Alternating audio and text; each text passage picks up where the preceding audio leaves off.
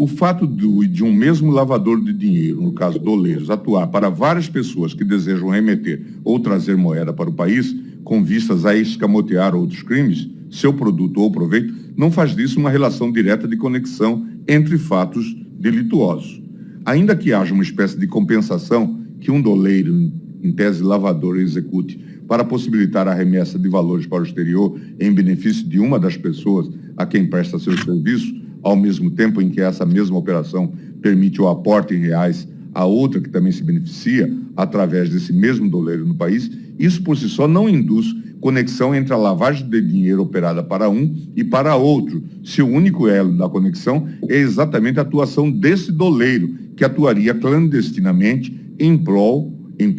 de múltiplos clientes. Destaca-se ainda decisão recente desta relatoria na reclamação 36542, em que se reafirma o entendimento assente na jurisprudência do Supremo, PET 7075 e Inquérito 4130, de que a atração de competência da 13ª Vara Federal de Curitiba não dispensa a demonstração de vínculo objetivo entre os fatos investigados nas demandas e aqueles relativos a fraudes e desvios de recursos no âmbito da Petrobras. Eu transcrevo, então, a decisão. Conforme se depreende, é incontroverso que os fatos apurados na ação penal 533771 limitam-se a denúncias por corrupção relacionadas à aprovação do governo federal dos parcelamentos especiais previstos nas medidas provisórias tais. O objeto da apuração penal pelo juízo reclamado, portanto, cinge-se a uma suposta relação de corrupção entre o governo federal, do qual o reclamante era membro, e a construtora Odebrecht, tendo sido mencionada a questão do chamado refis da crise, que estaria maculado e teria beneficiado principalmente a empresa Braskem Petroquímica. Verifica-se que tais fatos não possuem nenhuma relação com o parâmetro de definição da competência da Justiça Federal de Curitiba sobre a Operação Lava Jato, qual seja a apuração de fraudes e desvios de recursos no âmbito da Petrobras. PET 7075, redator para acórdão, ministro Gilmar Mendes, segunda turma. Além dos fatos imputados não dizerem respeito aos escândalos investigados, eu prossigo, no âmbito daquela empresa estatal, não se verifica qualquer relação de conexão ou continência que pudesse atrair a apuração para a seção judiciária de Curitiba, ainda que os esquemas fraudulentos investigados possam eventualmente ter um operador comum e destinação semelhante, repasse de recursos a partido político ou candidato a cargo eletivo. E prosseguia dizendo: a empresa Braskem Petroquímica, e não a Petrobras, teria sido a figura central dos fatos imputados ao reclamante na ação penal 5033771, e aquela empresa seria a principal beneficiada pelo acerto de corrupção e que também teria provindo dela, segundo a denúncia, os recursos que geraram crédito de 50 milhões de reais para Guido Mantega, o que sugere o conhecimento e a participação ativa deles no crime. A única relação que pode se cogitar entre as duas empresas reside no fato de a Petrobras possuir participação acionária na Braskem, sem qualquer relação de controle societário. Tal circunstância, no entanto, não tem o condão de estabelecer um liame entre os fatos investigados na ação penal 5033771 e aqueles objeto da apuração nas ações da Operação Lava Jato. Em uma apreciação atenta da denúncia, fica claro que, na realidade, a questão da Petrobras é mencionada muito mais no sentido de uma reconstrução geral dos primeiros fatos e processos da Operação Lava Jato do que em um contexto ligado aos desdobramentos específicos que ensejaram o oferecimento da denúncia em desfavor do reclamante. Essa linha de precedentes, senhores ministros, estrutura como premissas fundamentais da incidência das regras de conexão e de continência no processo penal que a colaboração premiada como meio de obtenção de prova não constitui critério de determinação de modificação ou de concentração de competência. A prevenção não é critério primário de determinação da competência, mas sim da sua concentração, tratando-se de regra de aplicação residual. E o estabelecimento de um juízo universal para apuração de desvios envolvendo vantagens indevidas, pessoais ou a partidos políticos, viola a garantia do juiz natural. Eu caminho para o final do meu voto dizendo o seguinte: resolvida a questão atinente à competência para o processamento da ação penal, que tem como réu o agravado, passa-se a análise da legalidade do decreto prisional questionado neste HC. Presente o fumus commissi delicti, a prisão preventiva deve indicar de forma expressa os seguintes fundamentos: periculum libertatis para sua decretação, nos termos do artigo 312 do Código de Processo Penal, garantia da ordem pública, garantia da ordem econômica, garantia da aplicação da lei penal, conveniência da instrução criminal. Na linha da jurisprudência deste tribunal, não basta a mera explicitação textual dos requisitos previstos, sendo necessário que a alegação abstrata ceda à demonstração concreta e firme de que tais condições se realizam na espécie. Destarte, a tarefa de interpretação constitucional para análise de excepcional situação jurídica de constrição de liberdade exige que a alusão a esses aspectos esteja lastreada em elementos concretos, devidamente explicitados. Isso significa que a manutenção da prisão preventiva exige a demonstração de fatos concretos e atuais que justifiquem a medida extrema e que a existência desse substrato empírico mínimo apto a lastrear a prisão preventiva deverá ser regularmente apreciado por meio de decisão fundamentada nos termos do artigo 94, 9 da Constituição Federal. O decreto prisional utiliza como principal embasamento para a prisão fato ocorrido em 31/10/2019, quando o agravado teria solicitado a exclusão de sua conta de e-mail da provedora de e-mails Apple após o vazamento de notícias da possível colaboração premiada de Lelis Teixeira, bem como após o denunciado Jacó Barata ter admitido a existência de caixinha da FETransport para pagamentos periódicos de propina a agentes públicos. Ao contrário do que afirma o juiz da origem, não é possível asseverar com convicção que o objetivo do paciente com tal conduta foi causar embaraço às investigações. Tampouco indica que ele tenha praticado atos para evitar a persecução penal. A gestão de contas de e-mail, sua criação e exclusão são atos corriqueiros e é suposição afirmar que a exclusão tenha sido feita com essa finalidade. Portanto, verifica-se que a prisão preventiva não está alicerçada em elementos concretos que justifiquem a necessidade de segregação cautelar, tampouco há dados nos autos que indiquem a existência de periculosidade do agravado. Ao contrário, a segregação cautelar está fundamentada em suposições e ilações. Por isso, com essas razões, eu estou me manifestando no sentido de negar provimento ao recurso da PGR, mantendo integralmente a decisão monocrática impugnada. Ouço agora o ministro Cássio Nunes.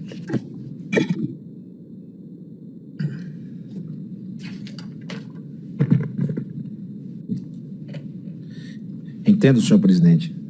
Ser esse um caso excepcional que admite a superação da jurisprudência desta Suprema Corte e, assim, conhecer deste habeas corpus, ainda que impetrado contra a decisão monocrática de ministro de Tribunal Superior. Isso porque, segundo bem explicitada no voto do ministro relator, não ficou devidamente comprovado nos autos a existência de uma conexão derivada do interesse probatório entre os fatos imputados ao paciente e aqueles apurados na Operação Ponto Final, cuja tramitação ocorre no âmbito da 7ª Vara Federal Criminal da Seção Judiciária do Rio de Janeiro, sendo, portanto, a Justiça Estadual a competente para processar e julgar o paciente em questão. Esse entendimento, exposto pelo eminente relator, reflete a própria jurisprudência desta Suprema Corte, no que concerne ao respeito à garantia do juiz natural e, principalmente, reafirma o fato de que a colaboração premiada, como meio de obtenção de prova, não constitui critério de determinação, de modificação ou de concentração de competência. Questão de ordem no inquérito 4.130 de relatoria do ministro Dias Toffoli. Ademais, o exame dos presentes autos justifica, segundo penso, o deferimento de pedido de extensão formulado pela requerente, em razão da similar situação entre ela e o paciente nos termos do artigo 580 do Código de Processo Penal, habeas corpus 136.296, de relatoria da ministra Rosa Weber. Em face do exposto, acompanho o eminente relator e voto pelo não provimento do recurso de agravo interposto e pela consequente manutenção da decisão agravada. É como voto. Obrigado. Com o voto do ministro Fachin. Senhor presidente, eminentes ministros, eminente ministra Lúcia, cumprimento Vossa Excelência como relator, senhor presidente, pelo judicioso voto e peço licença para externar a compreensão diversa da apresentada por Vossa Excelência pois, sobre o meu olhar, razão assiste ao agravante. Também peço vênia ao eminente ministro Nunes Marques, que vem de acompanhar Vossa Excelência, e no ensejo reitero os cumprimentos ao eminente ministro, que vota em seu primeiro feito neste colegiado. Por essas razões, rogando vênia ao eminente ministro relator e aos eminentes ministros que o acompanharem por não identificar flagrante ilegalidade ou teratologia nas decisões proferidas, nas decisões antecedentes, pelo que dou provimento ao agravo regimental para o fim de não conhecer do habeas corpus e, por conseguinte, cassar a ordem concedida no âmbito desta Suprema Corte, bem como a sua extensão, e é como voto o senhor presidente, senhores ministros. Obrigado, ministro Fachin. Passo a palavra à ministra Carmen Lúcia. Senhor presidente, senhores ministros, mais uma vez cumprimento o eminente ministro Nunes Marques, que acaba de exarar seu primeiro voto neste Supremo Tribunal Federal. Eu gostaria, senhor presidente, que Vossa Excelência me permitisse fazer observações e não ser tão breve, uma vez que vou pedir vênia para divergir em parte de Vossa Excelência, mas apresentar uma outra alternativa, porque o ministro Fachin está dando provimento ao agravo e, com isso, fixando a competência da Justiça Federal, mantendo a competência na Justiça Federal e também cassando a decisão ou revogando a decisão pela qual Vossa Excelência tinha revogado aquela prisão decretada. Se foi o que bem entendi, certo, ministro Fachin? É isso mesmo, ministra Carmen. Muito obrigado. Eu que agradeço e, de pronto, ministro presidente e relator deste caso, eu acompanharei Vossa Excelência no que se refere à revogação da ordem de prisão, uma vez que ela se baseia, e não lerei essa parte, uma vez que me ponho de acordo com o voto exarado por Vossa Excelência, basicamente, como foi agora realçado pelo ministro Fachin, na exclusão do e-mail. Por isso mesmo, nas razões apresentadas no agravo, sequer vislumbrei uma argumentação do Ministério Público que contestasse as razões que levaram o ministro Gilmar Mendes a revogar aquela prisão. Entretanto, peço vênia ao ministro Gilmar, porque a minha conclusão quanto à definição da competência é diversa e neste ponto é que eu estou acompanhando a divergência. E por isso vou pedir vênia a Vossa Excelência para fazer não a leitura da íntegra do voto que formulei, mas de algumas passagens dele também para explicitar as razões pelas quais neste ponto não acompanho o voto de Vossa Excelência. Narra os seguintes fatos e vou citar apenas um pequeno trecho que me pareceu relevante. Aspas. O complexo de investigações, denominado Operação Lava Jato do Rio de Janeiro, identificou a existência de um esquema de grandes proporções de corrupção de agentes públicos, fraudes, a licitação, cartel, evasão de divisas e lavagem de dinheiro no âmbito do governo do Estado do Rio de Janeiro, sendo certo que os ora denunciados estão inseridos na ramificação da organização criminosa liderada pelo ex-governador do Estado do Rio de Janeiro, Sérgio Cabral, no setor de transportes públicos, que sido descobertos a partir dos desdobramentos das operações Calicut, processo tal, e eficiência, processo tal desta vara federal. E aí, continua a transcrição para dizer, em sua ramificação relacionada aos transportes públicos, aquela organização possuía sua estruturação e divisão de tarefas em 4 núcleos básicos. Isso já foi também lido pelo ministro Gilmar Mendes. Integrava aquelas operações, os repasses de propina à organização criminosa, também devidamente estruturados, para então, numa passagem ainda daquela identificação pelo juiz, se chamar a atenção da participação havida por todos aqueles que compunham essa organização criminosa. Na operação ponto final, apura-se a atuação do núcleo econômico daqueles 4, formado por donos de empresa de ônibus, que dominavam a Federação das Empresas de Transporte de Passageiros do Estado do Rio de Janeiro, FEITransport, que teriam instituído uma caixa de propinas com arrecadações das empresas do setor de transporte urbano do Rio de Janeiro para fazer pagamentos ilícitos a diversos agentes públicos, dentre os quais está o ex-governador Sérgio Cabral, tendo como contrapartida a prática de atos de ofício desses agentes em favor do cartel. Na denúncia referente aos autos número tal, o Ministério Público realçou que os agentes públicos beneficiários do esquema de propinas da FETransport, até aquele momento identificados, exerciam os tais cargos e deixou-se em aberto a possibilidade de haver envolvimento de outros agentes públicos no esquema das propinas, ressaltando que, aspas, esses valores serviam para abastecer um caixa paralelo utilizado para custear o pagamento de propina para diversos agentes públicos. Eu faço a transcrição mais completa e continuo. A partir da delação de Lelis Teixeira, um denunciados na operação Ponto Final como integrante da organização criminosa descrita nos autos tal e um dos responsáveis pelo repasse das propinas da FETransport, teve-se a notícia de que a denunciada organização teria integrado ao quadro de pagamento do seu caixa de propinas o então promotor de justiça Flávio Bonasa, pagando a ele uma, aspas, mesada mensal de R$60 mil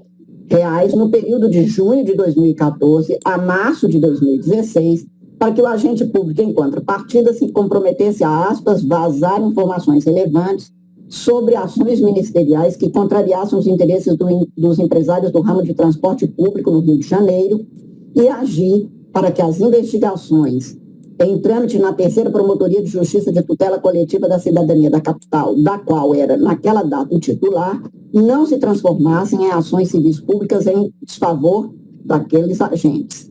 E aí eu faço a transcrição desta passagem, na qual isto é expresso. Portanto, a peça acusatória, digo eu, aponta ainda arquivamentos realizados pelo denunciado Flávio Bonasa em sua atuação como promotor e retardamentos em procedimentos que beneficiariam aquelas empresas vinculadas à FETransport, citando documentos capazes de corroborar a dinâmica dos fatos narrados. Como exemplo, se tem que, na decisão que decretou a prisão preventiva do paciente, a testemunha Alessandra Marcela Teixeira, secretária da Diretoria da Aviação Redentor, confirmou que a presença de Flávio Bonasa em diversas vezes na sede da empresa em Jacarepaguá, procurando Maria Helena Maia. E, ao fim da peça acusatória, o Ministério Público do Rio capitulou a conduta dos envolvidos, expressamente referente a Flávio Bonasa de Assis. Artigo 2º, caput, combinado com o 4º, inciso 2 da Lei 2.850, artigo 317, parágrafo 1º, ao menos 22 vezes do Código Penal, e na forma do artigo 69, do mesmo de forma legal, enfim, cada um deles. Nessa denúncia apresentada quanto ao paciente, o órgão de acusação realçou expressamente que, aspas, conforme já esclarecido antes, os nacionais José Carlos Lavoura, Jacob Barata, Lelis Teixeira, Álvaro Noves e Edmar Dantas deixam de ser denunciados por organização criminosa a fim de evitar bis in idem, uma vez que eles já respondem por tal fato criminoso em ação penal que tramita nessa Justiça Federal. Portanto, se não tivesse essa conexão, essa afirmativa não teria nem sustentação. Pelo que se tem narrado da peça acusatória dos autos referente à denúncia contra Flávio Bonasa e dos autos da Operação Ponto Final, fica evidenciado uma conexão intersubjetiva e instrumental entre ambas, se referem à mesma organização criminosa, envolvendo benefícios espúrios das empresas vinculadas à FETransport e o pagamento aos empresários. A diferença entre as denúncias relaciona-se ao destinatário das propinas alegadas, claro, porque a denunciada organização ligada à FETransport teria atuado em diferentes frentes, segundo o que tem na denúncia. E, nesse sentido, eu também transcrevo uma passagem das assertivas feitas até no Superior Tribunal. A relação, portanto, objetiva entre os fatos pode ser vislumbrada pela circunstância daqueles réus deixarem de ser novamente denunciados pelo crime para evitar o bis in idem, porque respondem pelos mesmos fatos, A conexão na espécie decorreria, portanto, do inciso 1, se ocorrendo duas ou mais infrações, ou por várias pessoas reunidas, ou por várias em concurso, embora diversas, ou por várias umas contra as outras. E no inciso 3, que o ministro já citou aqui, esses incisos do artigo 76 do Código do Processo Penal, patenteando, na minha compreensão, a necessidade de tramitação dos feitos no mesmo juízo. Seria, portanto, a meu ver, difícil reconhecer a participação na organização criminosa. Como é que nós poderíamos afirmar isso se essa figura típica da organização criminosa da Transporte for afastada em relação àqueles da operação ponto final? E havendo concurso neste caso, a competência da Justiça Federal para um deles atrai por conexão instrumental a competência para o julgamento dos demais, como também foi exposto agora no voto do ministro Fachin. Por isso, senhor presidente, com todas as vênias, quanto à afirmativa relativa à definição de competências, eu voto no sentido de dar provimento ao primeiro agravo regimental e, nesse sentido, tenho como prejudicado o segundo agravo regimental e é como voto, presidente. Portanto, dá parcial provimento ao agravo. Ministro Ricardo Lewandowski. Senhor presidente, eu inicialmente queria assentar que conheço do HC. A jurisprudência desta Suprema Corte é absolutamente pacífica e farta, torrencial, diria, até no sentido da possibilidade da superação da súmula 691 da Casa, quando se está diante de flagrante ilegalidade, teratologia ou abuso de poder. E creio, senhor presidente, que Vossa Excelência bem demonstrou que este é o caso dos autos. Eu teço mais considerações em meu voto acerca desse aspecto, inclusive trazendo à colação a generosa doutrina brasileira do habeas corpus, em boa hora inaugurada pelo grande jurista pátrio Rui Barbosa. No mais, senhor presidente, superada a fase do conhecimento, eu digo que as decisões do Tribunal de Justiça do Rio de Janeiro e da 7ª Vara Federal também daquele estado justificaram a suposta competência da Justiça Federal sob o frágil pretexto, conforme estarei adiante, da existência de conexão com os fatos investigados na chamada Operação Ponto Final, especialmente em razão da colaboração premiada de Leles Teixeira. A referida persecução criminal, como é notório, envolve a apuração de crimes financeiros e que encontra trâmite na 7ª Vara da Justiça Federal do Rio de Janeiro. Muito bem, eu rememoro de saída, como já foi feito aqui, que a jurisprudência do Supremo Tribunal Federal já pacificou o entendimento de que a colaboração premiada não tem o condão de isoladamente fixar a competência. Porque, enquanto meio de obtenção de provas, os fatos relatados nestes acordos, quando não conexos com o objeto do processo que deu origem ao negócio jurídico, devem receber um tratamento conferido ao encontro fortuito de provas, sob pena de violação ao princípio do juízo natural. Trago a colação, a ementa do julgamento da questão de ordem no inquérito 4130 do Paraná,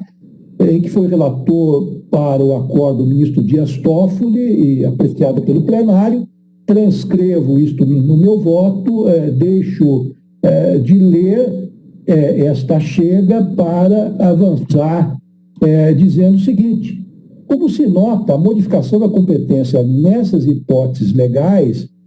ou nas hipóteses legais deve limitar-se às estritas situações em que houver concurso de agentes em crime específico, simultâneo ou recíproco, nos casos de crimes cometidos com a finalidade de ocultar a infração anterior, quando houver um vínculo probatório indispensável ou nas hipóteses em que duas pessoas sejam acusadas do mesmo crime, por força dos artigos 76 e 77 do Código de Processo Penal. Assim, a meu ver, senhor presidente, e com a devida vênia, para existir conexão continência, impunha-se a necessidade de, para além da mera coincidência dos agentes, que ficasse demonstrada uma conexão fática, objetiva entre os fatos, os comportamentos imputados ao paciente na ação penal 0073963 e um número longo, e aqueles investigados pelo juízo da 7ª Vara Federal do Rio de Janeiro na ação penal X, qual seja a operação ponto final. Todavia, conforme bem explicitado pelo relator, os elementos informativos das citadas ações penais indicam que o principal vínculo fático objetivo que ancoraria a tese da conexão instrumental seria a menção do agravante Flávio Bonasa na delação de Leles Teixeira. Ademais, apesar de haver coincidência parcial dos réus, o mosaico fático imputado ao agravante na ação penal que corre na vara estadual possui linha narrativa de desdobramento distinta das imputações formuladas na chamada Operação Ponto Final em tramitação na 7ª Vara Federal do Rio de Janeiro. E trago, então, enfim, trechos em que esta questão, a meu ver, fica bem evidenciada, ou seja, os fatos são absolutamente distintos e devem realmente correr em feitos distintos e em instâncias também separadas. Como se nota, então, depois de minudenciar o que acabo de dizer,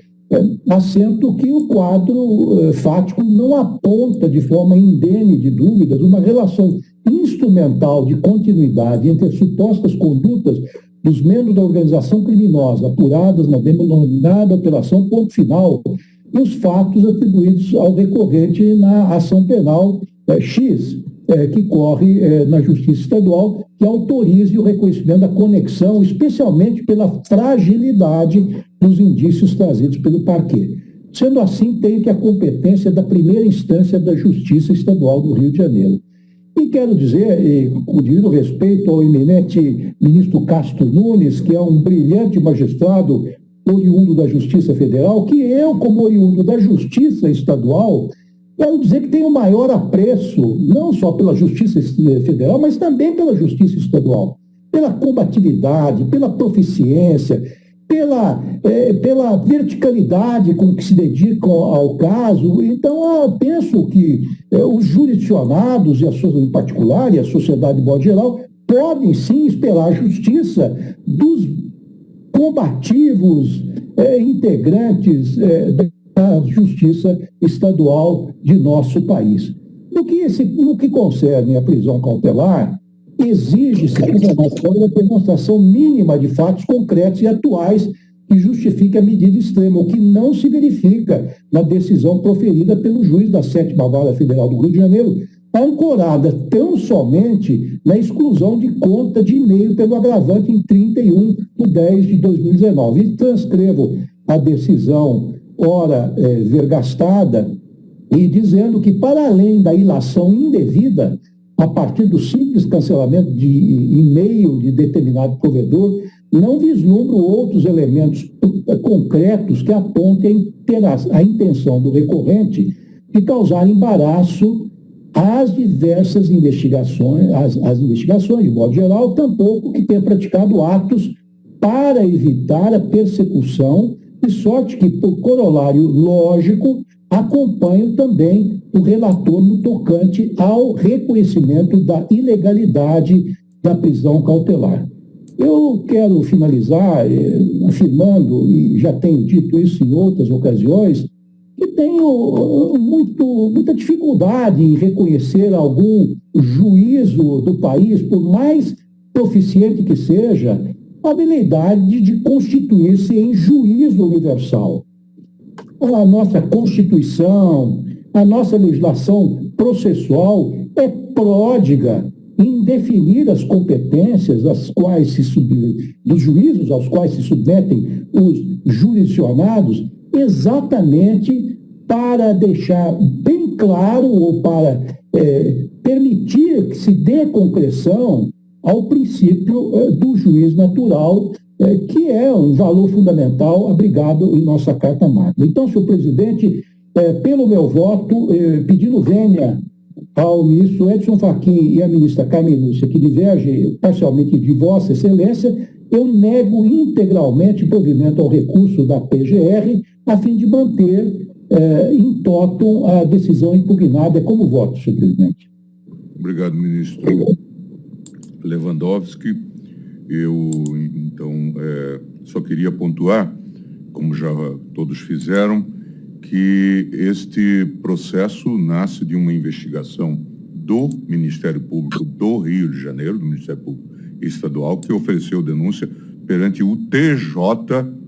do Rio de Janeiro, por se tratar de pessoa com prerrogativa de foro. Diante da aposentadoria, é que houve, então, a remessa do processo à Justiça Federal. Portanto, a questão de corrupção estava sendo tratada no âmbito da Justiça Estadual. Então, isso é um ponto relevante. E o que eu estou apontando é que não há elementos que envolvam interesses ou bens da União. E isso é importante, como já acentuou agora a ministra Carmen e o ministro Lewandowski, para que essa competência seja bem delineada, sob pena de nós entendermos que haverá uma hierarquia entre a Justiça Federal e a Justiça Estadual, coisa que a Constituição não admite. Portanto, é essa questão que nós estamos definindo, e eu proclamo, então, agora o resultado, dizendo que o habeas corpus foi conhecido, superada a súmula 691, vencido nesse ponto o ministro Edson Fachin, e foi negado provimento ao agravo. Neste ponto, seguiram o relator, meu ministro Nunes Marques, o ministro Lewandowski e, parcialmente, a ministra Carmen Lúcia, que concedia no que diz respeito à prisão. Vencido em toto o ministro Fachin, que negava que provia o recurso da Procuradoria-Geral da República. Eu iria chamar um outro processo, mas tendo em vista já o adiantado da hora e os compromissos que todos assumimos a partir das 5 horas, os processos de hoje ficam para a sessão da próxima semana. Declaro encerrada a sessão, mais uma vez, cumprimentando o ministro Nunes Marques por essa sua estreia, inauguração aqui na segunda turma deste colegiado. Boa tarde a todos.